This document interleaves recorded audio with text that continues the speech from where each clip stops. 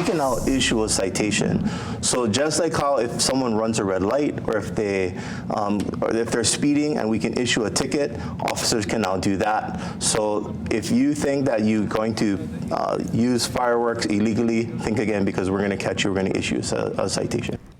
That was HPD Interim Chief Roddy Vanek last week on Good Morning Hawaii, talking about how the new laws are allowing police to crack down on illegal fireworks this holiday season. Now, continuing coverage, that was again from the law enforcement perspective on fireworks. Now let's get the fire safety aspect that some take for granted and get hurt every year. I'm joined by one and only Carl Otsuka, the fire inspector here with HFD. Carl, you and I have spoke a lot over this past year on fire safety, whether it's about fire safety in the house, but especially when it comes to fireworks post 4th of July, but then also New Year's, when historically it's been a pretty dangerous holiday when it comes to fireworks, and it has been here.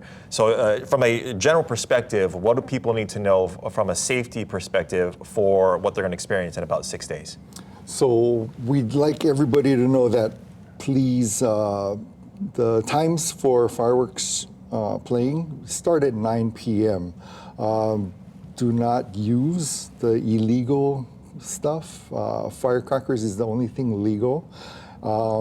I want everybody to clean out their carports and garages, just because if a neighbor is doing something that's not Pono, the fireworks could fly in and possibly have another Aliumanu situation. So just stay safe. Only adults play with the firecrackers, and have a bucket of water or hose line close by. Anything that, like you mentioned, that will allow to mitigate the risk. I think the big part of it too was if you're not experiencing, or if you're not doing fireworks yourself, firecrackers, that to take those out of your carports or garages, the dry stuff, even if you're doing landscaping. We're going to take a look at some of the injuries right now on your screen. Just under 15,000 ER injuries, or emergency room injuries reported, a 52% jump from 23 to 24. Burn injuries, you see that the 37%, then head and face at 22%. Again, no one goes into this holiday season planning on this, and you're always in the ilk of, or the thought of, well, it's not going to happen to me. But it can, and like you mentioned, you referred to the Aliumanu. That was devastating. It rocked the entire community, the entire state with what happened there.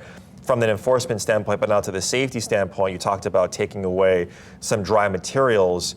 Anything else that we should be focusing on from a information standpoint? Again, HPD and the Department of Safety are doing things to crack down on the enforcement side, but is there anything else that you want to really promote this holiday season when it comes to safety?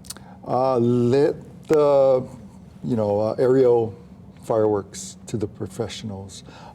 This year, Waikiki is going to have aerial fireworks shows, Ko'olina and Waikai. So just enjoy the show and from those places. If you're going to do the firecrackers, please do it safely. Keep it away from minors. Minors aren't supposed to be popping, and